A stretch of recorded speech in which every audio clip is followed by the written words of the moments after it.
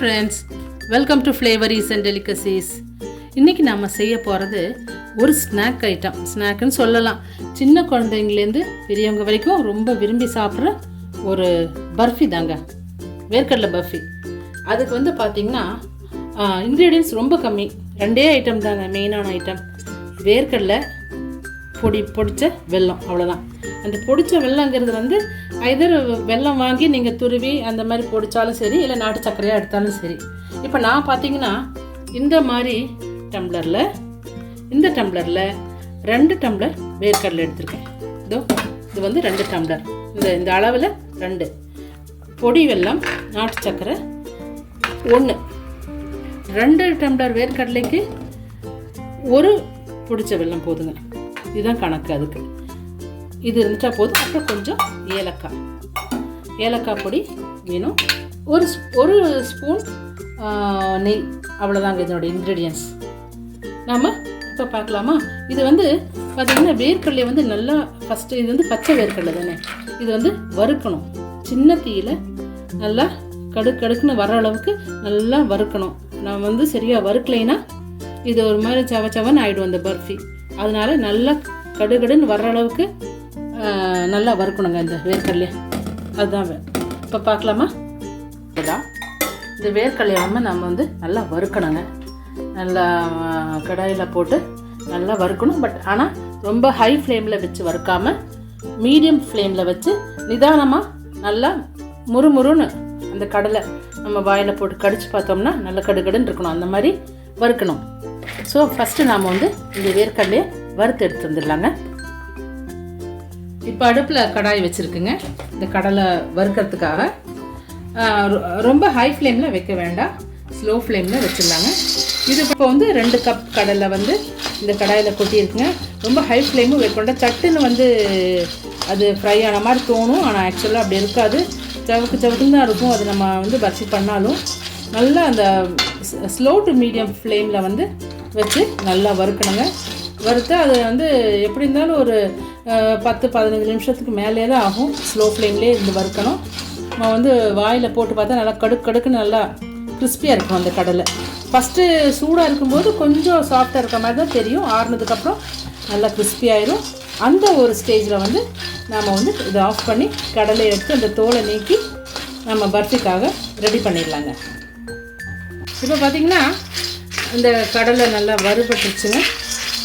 இனி இப்போ ஆறுனதுக்கப்புறம் தான் நாம் வந்து இந்த ஸ்டவ் ஆஃப் பண்ணிடலாங்க. ஆறுனதுக்கப்புறம் இந்த இருக்கிற தொலியெல்லாம் கிளியர் பண்ணிவிட்டு நாம் இந்த கடலையை வந்து 1-2 கரெக்டாக பாதியாக இருக்கிற மாதிரி அந்த மாதிரி நம்ம அந்த கடலையை ரெடி பண்ணிடலாங்க. அதுக்கு முன்னாடி நாம் வந்து இந்த கடலை எல்லாம் ஸ்வீட்டெல்லாம் ஆனதுக்கப்புறம் இல்லை கொட்டுறதுக்காக இந்த தட்டில் நெய் தாடி வச்சுருக்கேங்க. இது ஜஸ்ட் அப்படி ப்ரெஸ் பண்ணுறதுக்கு, இது லெவல் பண்ணுறதுக்காக இந்த பொட்டேட்டோ மேஷர் யூஸ் பண்ணிக்கலாங்க. அப்புறம் இந்த கடலை வறுத்ததுக்கப்புறம் இப்போ நாம் வந்து இப்படி சளிச்சிட்டோம்னா அந்த தோல் வந்துருக்கும். புடைக்க வேண்டியதில்லை. புடைச்சி அங்கே இங்கேயெல்லாம் ஒரே குப்பையாயிரும். அதுக்கு பதிலாக இந்த மாதிரி யூஸ் பண்ணிக்கிட்டு இப்படி நம்ம இப்படி எடுத்தாலே நீட்டாக வந்துடும். இது ஒரு டிப்பாக கூட நினச்சிக்கங்க. ஸோ இந்த மாதிரி ஃபஸ்ட்டு இது வந்து ஆறட்டுங்க. ஆறுனதுக்கப்புறம் ரெடி பண்ணி கொண்டு வந்துடலாங்க அந்த கடலையை. அப்புறம் பார்க்கலாங்க. இப்போ பார்த்தீங்கன்னா இந்த வேர்க்கடலையெல்லாம் வறுத்த வேர்க்கடலையெல்லாம் நல்லா தோலெல்லாம் நீக்கி நான் சொன்ன மாதிரியே இந்த மாதிரி இதில் வச்சு எடுத்தால் சட்டுன்னு ஈஸியாக எடுத்துடலாங்க. அதிகமாக வெளியில் குப்பையெல்லாம் விழாமல் அந்த மாதிரி எடுத்தது தான் இது. அதே மாதிரி கடலையெல்லாம் பாதியாக இருக்கிற மாதிரி இருந்தால் ரொம்ப நல்லது. ஒவ்வொன்று அப்படி இருக்கும் ஃபுல்லாக, ஆனாலும் பரவாயில்ல. முக்கால்வாசி எல்லாமே உடஞ்சிருந்தால் நல்லது இந்த மாதிரி. அப்புறம் வந்து இதை ரெடி பண்ணி வச்சுட்டேன். இது ஆனதையும் இதில் வந்து கொட்டுறதுக்காக இந்த தட்டில் நெய் தடவி வச்சுருக்கேன். இது ஜஸ்ட்டு ப்ரெஸ் பண்ணுறதுக்கு தான், சம பண்ணுறதுக்கு. அப்புறம் வந்து இது 2 கிளாஸ், இந்த கிளாஸில் வந்து இந்த டம்ளரில் வந்து 2 டம்ளர் இருக்குங்க கடலை. 2 டம்ளருக்கு 1 டம்ளர் போதும் பொடி. இது வந்து நாட்டு சர்க்கரை. நீங்கள் வந்து வெல்லத்தை பொடிச்சு வச்சாலும் பரவாயில்ல. இப்போ நான் எடுத்துருக்கிறது நாட்டு சர்க்கரை. இது அப்புறம் வந்து கொஞ்சம் ஒரு 1/2 டீஸ்பூனுக்கு ஏலக்காய் பொடி, அவ்வளோதாங்க இதுக்கு தேவையானது. இப்போ வந்து நாம் வந்து செய்ய ஆரம்பிச்சிடலாம். ஃபஸ்ட்டு வந்து கடாய் வந்து அடுப்பில் வச்சாச்சுங்க. இப்போ வந்து வெல்லத்துக்கு பார்த்திங்கன்னா ஜஸ்ட் ஒரு 3-4 டேபிள் ஸ்பூன் தண்ணி போதும். அதிகமாக இருந்தால் ரொம்ப நேரம் இருந்து நம்ம வந்து அதை கிண்டிகிட்டே இருக்கணும் அந்த இதுக்கு பதத்துக்கு வரத்துக்கு. ஸோ இப்போ வந்து இந்த வெல்லத்தை இதில் போட்டாச்சுன்னா நல்லா ஃபஸ்ட்டு கரையட்டுக்கு. இது நல்ல சுத்தமான வெல்லம் தான். இது நம்ம வந்து மறுபடியும் ஃபில்ட்ரு பண்ணி மறுபடியும் போடணுன்ட்டு இல்லை, இது வந்து சுத்தமான வெல்லம் தான். ஸோ இது அப்படியே கரையட்டுங்க. கரைஞ்சி இது அந்த ஒரு பக்குவம் இருக்குங்க, பாகுபதம். அதை நான் உங்களுக்கு காட்டுறேன். ஆகட்டுங்க, இது ஆய் வரட்டுங்க, நான் காட்டுறேன் உங்களுக்கு. இப்போ வந்து நல்லா கொதிச்சிருச்சுங்க, கொதிக்கட்டுங்க. ஆனால் பதங்கிறது வந்து நாம் வந்து தண்ணியில் அப்படி போட்டு பார்த்தோம்னா அது உடைக்கிற பதம்னு சொல்லுவாங்க. சாஃப்ட் பதமும் கிடையாது, உடைக்கிற பதம். குச்சி மாதிரி நம்ம வந்து நீளமாக அப்படி போட்டு பார்த்தோம்னா எடுத்தோம்னா டப்புன்னு உடையணும் அந்த குச்சி மாதிரி. அதுதான் அதனுடைய பதங்க. அது வந்துடுச்சா சட்டுன்னு நம்ம வந்து கடலை அதில் கொட்டிடலாம். ஸோ அந்த பதத்துக்காக வெயிட் பண்ணலாங்க. அதுக்கு முன்னாடி நம்ம வந்து கொஞ்சம் ஒரு 1/2 டீஸ்பூன் நெய் இதில் போட்டுக்கலாங்க.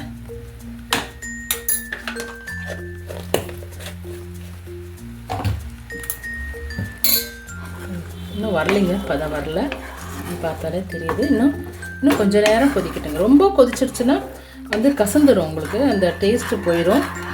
அதனால் வந்து கொஞ்சம் மீடியம் ஃப்ளேம்லேயே அப்படியே கொதிக்க விடுங்க.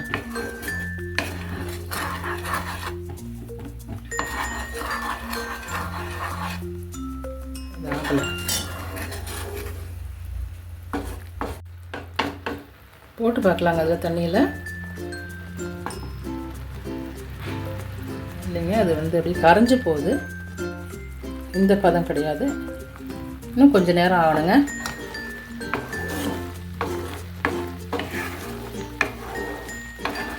இப்போ வந்து இந்த ஏலக்காய் பொடியை போட்டுடலாங்க. ஃபஸ்ட்டு அது போட்டு நல்லா மிக்ஸ் ஆகட்டும். அதுக்கப்புறம் இந்த பதம் பார்க்கலாம்.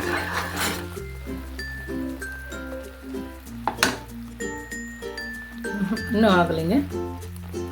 இது வந்து ஜஸ்ட் அந்த தக்காளி பதம் மாதிரி இப்படி தான் இருக்குங்க.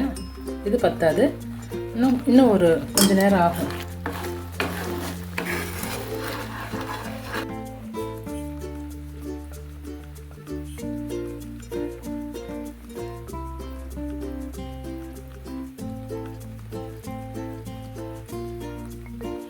இன்னும் கொஞ்சம் பத்தாது, இன்னும் அந்த உடையிற பதம் வரலைங்க. இன்னும் ஒரு நிமிஷம் ஆச்சுன்னா ரெடி ஆயிடுங்க. இந்த வேர்க்கடலை பர்ஃபிலே இந்த பதம் பார்க்குறதாங்க கரெக்டாக இருக்கணும்.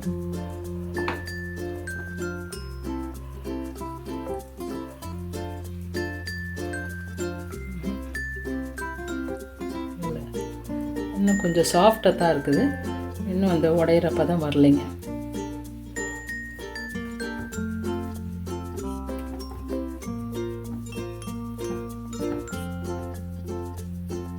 இன்னமும் கொஞ்சம் சாஃப்டாக தான் இருக்குது. இன்னும் ஒரு கொஞ்சம் செகண்ட்ஸ் போட்டுங்க, பார்க்கலாம்.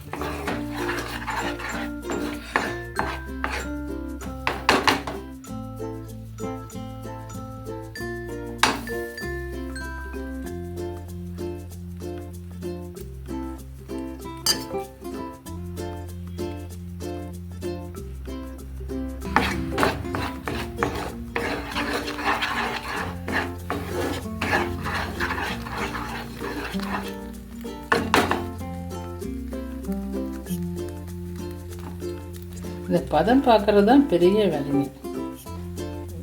சட்டுன்னு இது ஆகாது. ஏறக்குறைய ஆயிடுச்சுங்க.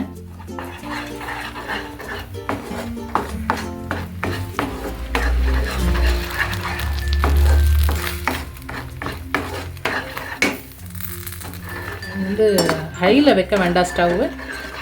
திடீர்னு சட்டுன்னு அது கசந்துரும்.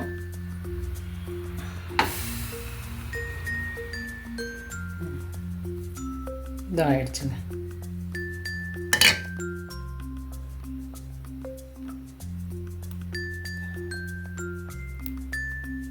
ஆயிடுச்சுங்க. இனி நம்ம வந்து இதில் வந்து வேர்க்கடலையை கொட்டிடலாங்க.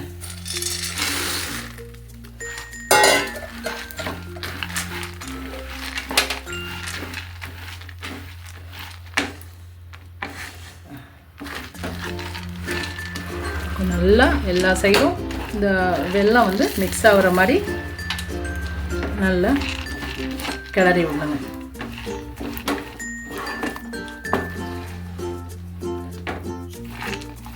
இது பார்க்கறதுக்கு இன்னமும் கொஞ்சம் வெல்லம் கம்மியாக இருக்க மாதிரி தோணுங்க. பட்டு ஈக்குவலாக போட்டோம்னா ரொம்ப இனிக்கும், நமக்கு வந்து சாப்பிட முடியாது, திகட்டுற மாதிரி இருக்கும். ஸோ வந்து எவ்வளோ கடலை போடுறோமோ அதுக்கு ஹாஃப் அளவுக்கு நம்ம வந்து வெல்லம் போட்டால் போதும்.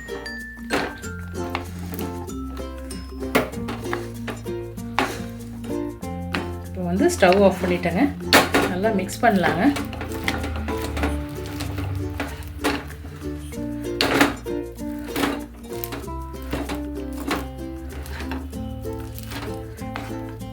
இன்னும் இப்போ நூல் நூலாக வருது பார்த்தீங்களா, இதுதான் அதனுடைய பதம். தெரியுதான்னு தெரியலிங்க, ஆனால் இப்படி நூல் நூலாக வரும். இதுதான் அதனுடைய பதம். இனி வந்து நம்ம வந்து தட்டில் கொட்டிடலாங்க.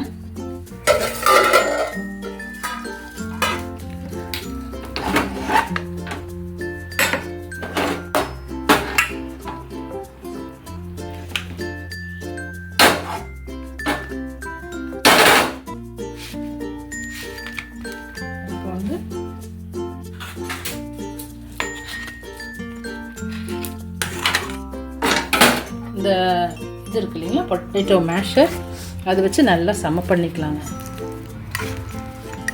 இது வந்து உங்களுக்கு ஈஸியாக இருக்கும், அப்படியே நல்லா லெவல் பண்ணுறதுக்கு.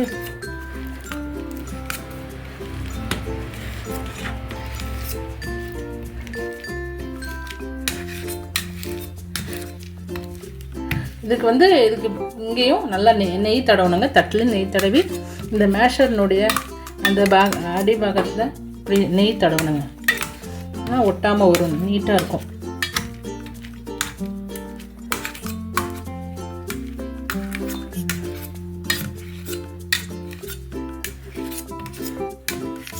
நான் சொன்ன மாதிரி இந்த கடலை எவ்வளோ நம்ம எடுக்கிறோமோ அது ஹாஃப் அளவுக்கு வெல்லம் போதுங்க.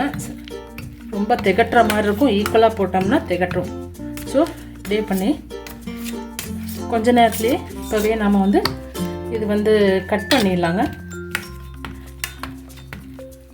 நல்லா லெவல் பண்ணியாச்சு, கட் பண்ணிடலாம்.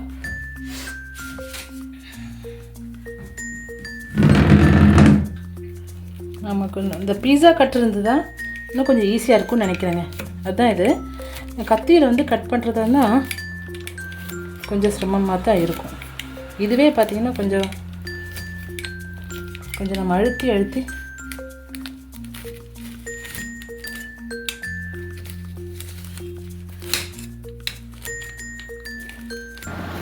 இப்போ வந்து பீனட் பர்ஃபி செஞ்சு முடிச்சு இதோ உங்கள் முன்னாடி சர்வும் பண்ணியாச்சு. இப்போ பாருங்கள், ரொம்பவே நல்லா இருக்குது. இது வந்து பார்த்திங்கன்னா ரொம்ப நல்லா முறுமுறுன்னு இருக்குது. அந்த பீனட் நம்ம வறுக்கும் போதும் கவனிக்கணுங்க. நல்லா கடுகடுன்னு அந்த நம்ம வாயில் வச்சு கடிச்சு பார்க்கும்போது அப்படி இருக்கணும். இல்லைன்னா சவக்குன்னு இருக்கும், அந்த பர்ஃபியே நல்லா வராது. அதனால் அது ஒன்று மட்டும் பார்த்துக்குங்க. அப்புறம் அந்த வெல்லத்தினுடைய அந்த பாகு பதமும் நீங்கள் பார்த்துக்கிட்டா போதும்.